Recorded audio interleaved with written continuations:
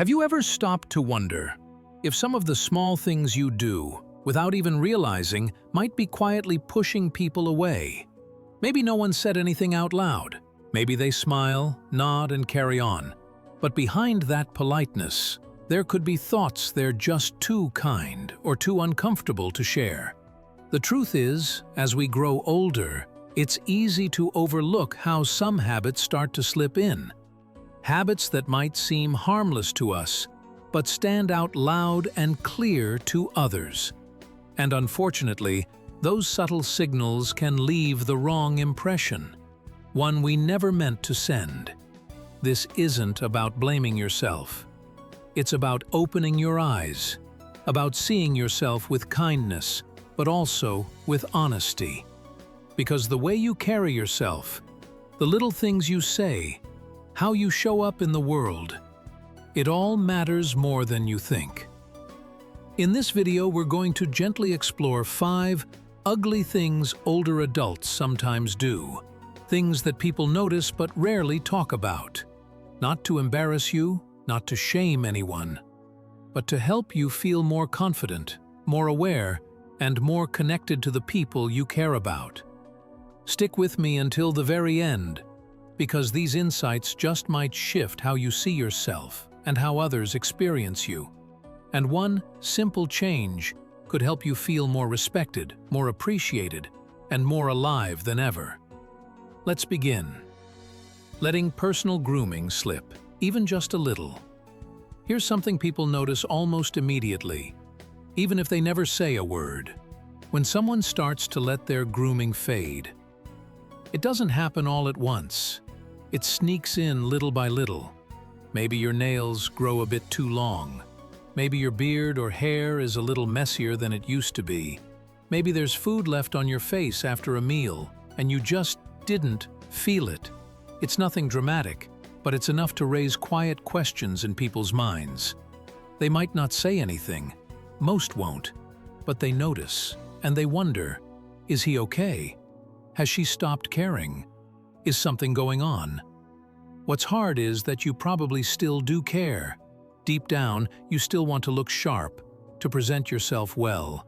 But age brings changes. Your eyesight isn't what it used to be. Your hands might not be as steady. You might not catch the little details that once came easily. And the result? People may start to treat you differently, not out of judgment, but out of quiet concern. They might think you've given up when in fact you're just navigating a new chapter in life. Let me tell you about a man I once knew, Frank. Frank was in his 70s, proud, well-spoken, and always had a crisp shirt on. But after a brief hospital stay, something shifted. He started skipping haircuts. His clothes looked a little wrinkled. Neighbors noticed, but no one said a word. Frank later admitted he didn't feel like himself. He wasn't sure why, but the spark had dimmed. Then one morning, he shaved, combed his hair, and put on the blue sweater his wife always loved. And you know what happened? People smiled at him more. Strangers chatted longer. His neighbors stopped by for coffee again. That simple act of showing up for himself changed how the world showed up for him. Because here's the truth. Grooming isn't vanity. It's not about trying to look young or impress anyone. It's about dignity. It's about honoring yourself and saying, I still matter. Taking just 10 extra minutes to tidy up in the morning, to wear clothes that are clean and cared for, to run a comb through your hair. It tells the world and yourself, I still care. And that energy, it's magnetic.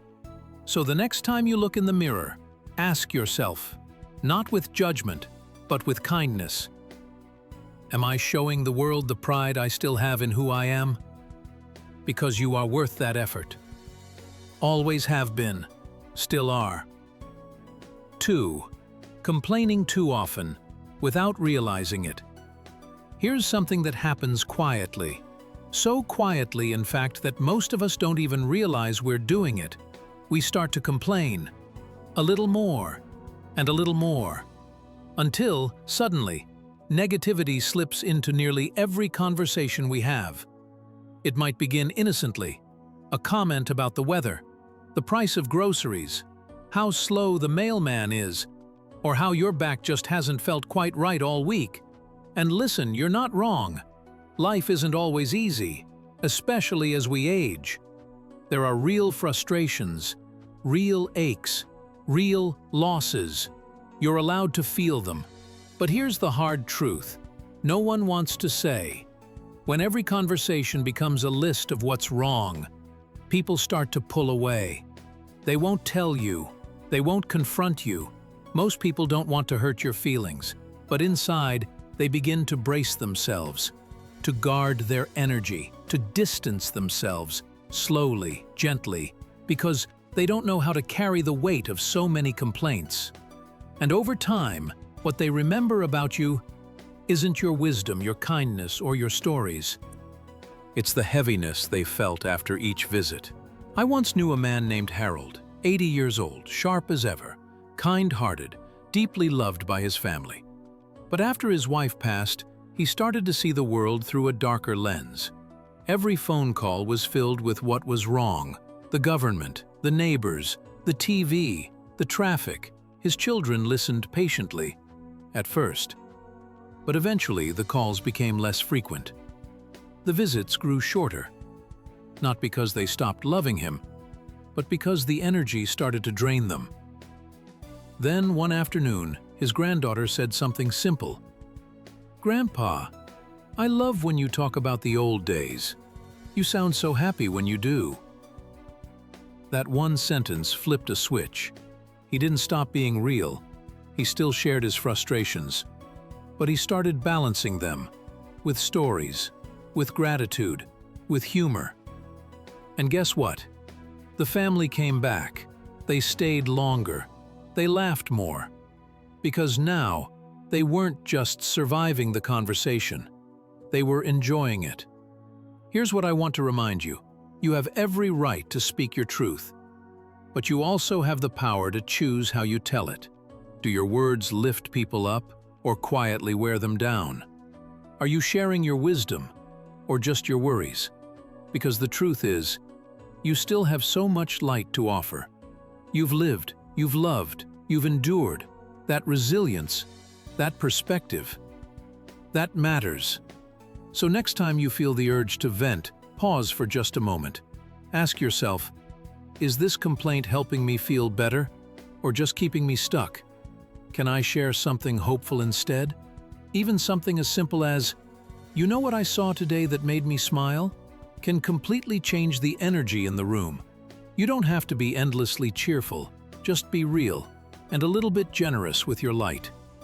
Because when you start making room for joy, others will lean in closer. They'll want to hear from you, not out of obligation, but because you fill them up. And you deserve that. Every one of us does. 3. Taking over the conversation without meaning to. This one's tender because it often comes from a good place. As we grow older, we've lived through so much. We've seen things, survived things, learned the hard way. So when someone younger starts sharing a problem or a story, it's natural to want to jump in, to offer advice, to share a similar experience, to say, "I've been through something just like that." But here's what most people won't tell you, especially the younger ones in your life. When every conversation starts turning back to you, they stop feeling heard. It happens in subtle ways. You interrupt without realizing. You steer the story towards something from your past. You add just a quick thought, but that thought becomes 5 minutes long.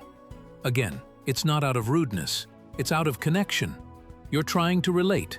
You want to be there. But what you may not see is how often others around you begin to pull back. They smile politely. They let you speak. But over time, they stop sharing. They stop opening up. Because deep down, they feel there's no space for them. And that's heartbreaking. Because I know you don't mean to silence them. You just want to connect. I remember my dear friend Walter, who was 83 when I noticed this happening. Brilliant man, retired teacher. He had a story for everything, funny, wise, meaningful. But the stories started to take over. His adult children stopped calling as much. Not out of anger, but because they couldn't get a word in. Conversations became one-sided, and slowly they backed away. One day his son said, "Dad, I miss talking with you. Not just listening to you, but talking with you." That hit Walter hard, but it changed him. He started asking more questions, listening first, letting people finish before he responded. And something beautiful happened. His family started showing up again, not just in body, but in spirit. They were eager to share, because now they knew they mattered in the room too. And when Walter did speak, his words landed deeper, because they weren't crowding the moment, they were adding to it. Here's what I want to offer you. Listening is a powerful gift. It doesn't mean giving up your voice. It means creating space for others to feel seen. When you let someone finish a sentence, when you pause and ask, "How did that make you feel?" Or, "What happened next?" you're telling them, "You matter. I'm not here just to talk. I'm here to know you." And here's the bonus. When people feel heard, they're more likely to listen when you speak. They want your stories, your insight, your memories. But it starts with respect, with curiosity, with quiet. So next time you feel that urge to jump in, take a breath. Hold back just a second longer. Let them lead. You'll be amazed at how that simple pause deepens your relationships and makes you feel more connected than ever. 4. Wearing worn out or mismatched clothing. Let's be honest, comfort matters. As we age, we often reach for what feels easy. The soft shirt we've had for years, the pants with an elastic waistband, the shoes that have molded perfectly to our feet. But here's something that rarely gets said out loud. What you wear still speaks volumes. Even if no one ever mentions it, people notice. They notice the faded collars, the stretched-out shirts, the socks that don't match, the shoes that have lost their shape. And while they may never comment, deep down, they're wondering, has he stopped caring? Is she okay? Does he still feel proud of who he is? You see, clothing doesn't have to be expensive. It doesn't have to be trendy. But it does have to feel intentional. Because the way we dress tells the world something about how we see ourselves. When you take the time to choose something clean, something well-fitting, something cared for, you're silently saying, "I still matter. I still take pride in who I am." And that energy, it's powerful. It changes how others treat you and how you treat yourself. Let me tell you about Leonard. Leonard was 75 and had been widowed for a few years. He used to dress sharply when his wife was alive. Pressed shirts, polished shoes, a neat jacket, even just for a trip to the store. But after she passed, that changed. He started wearing the same old jeans, stained t-shirts, slippers instead of shoes. Not because he didn't care, but because something inside him felt dim. His daughter noticed. One afternoon she sat him down and gently said, "Dad, when you dress like yourself again, you feel more like yourself." It stuck with him. The next week, Leonard shaved, pulled out his old favorite sweater, and wore real shoes again. Nothing fancy, just clean, thoughtful choices. And something shifted. People smiled at him more. He felt stronger, more present. Even strangers seemed more respectful. Why? Because the pride in his appearance reflected the pride still living inside him. And here's the truth. You don't need a new wardrobe. You just need a little care. Mend that button, press that shirt, choose the sweater that makes your eyes pop. Donate what's worn beyond repair and keep what makes you feel like you still matter. Because you do matter. Every day. And the world is watching, not to judge, but to respond to the energy you put out. So tomorrow morning, when you're choosing what to wear, ask yourself, does this reflect the person I still am? The person I want the world to see? Because that little choice, it could be the thing that makes you stand taller, smile wider, and walk out the door with dignity in every step. 5. Showing impatience in public, even without meaning to. Let's be honest, patience gets tested as we get older. You've lived long enough to know how things should go. So when you're stuck in a slow checkout line, or a receptionist messes up your appointment, or someone's fumbling for change while the line grows behind them, it's easy to feel that heat rise in your chest. You might sigh, you might shake your head, maybe even mutter something under your breath. And it feels justified, doesn't it? But here's the thing, people notice. Even if they don't say a word, they feel it. They feel the tension when your expression tightens. They feel the discomfort when your voice sharpens. They feel the shift, even in silence. And that feeling? It sticks. See, when older adults show visible impatience in public, people don't just see a moment of frustration, they begin to associate that energy with you. They may feel nervous to invite you out.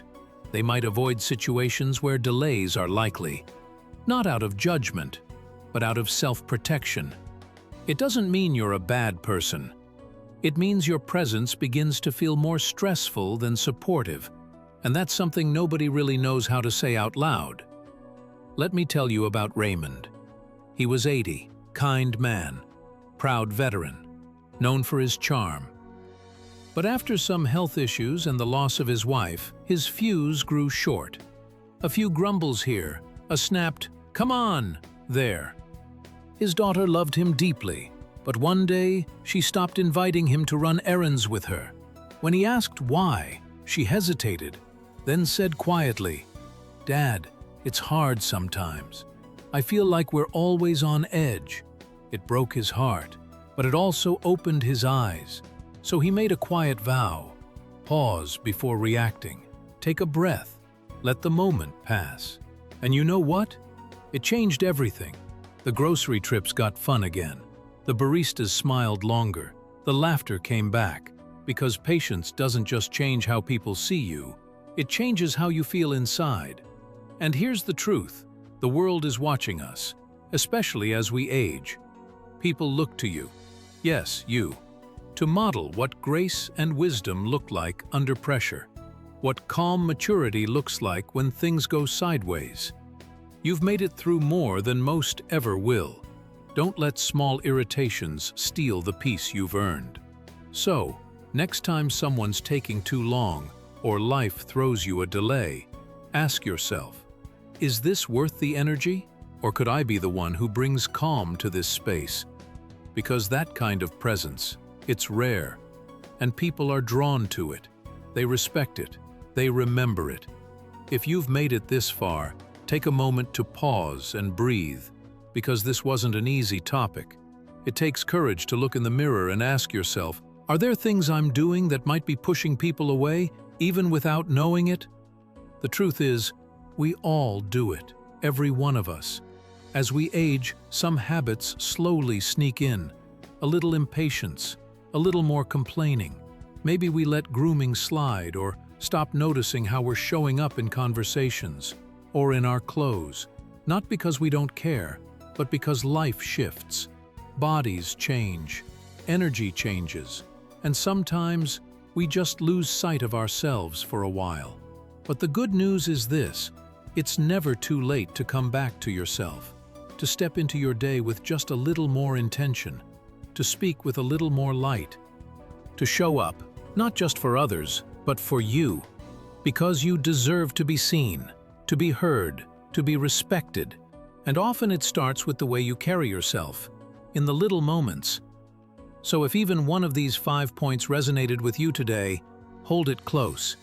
You don't need to overhaul your whole life. Just pick one small shift to start with. Maybe tomorrow you'll reach for a sharper shirt. Maybe today you'll listen longer before speaking. Maybe next time you feel frustration rising, You'll take a breath instead of snapping. And just like that, things begin to change. Not just how others see you, but how you see yourself. Because at the end of the day, this isn't about looking perfect. It's about living with dignity, self-respect, and the kind of quiet strength that draws people in, not pushes them away. Before you go, if this video touched something in you, if you felt even one little aha moment, I'd love to hear about it. Leave a comment below and tell me, which one of these 5 points stood out to you the most? And more importantly, what small change are you willing to make starting today? Your stories inspire not only me, but everyone who reads them. And if you found this video helpful, meaningful, or simply worth your time, please take a moment to like it, share it with someone you care about, and subscribe to the channel. It helps more than you know, and it lets us keep bringing thoughtful, helpful, and heart-centered content straight to you. So, go gently, take care of yourself, and remember, you are never too old to grow, to change, or to reconnect with the best version of who you are. We'll see you in the next video.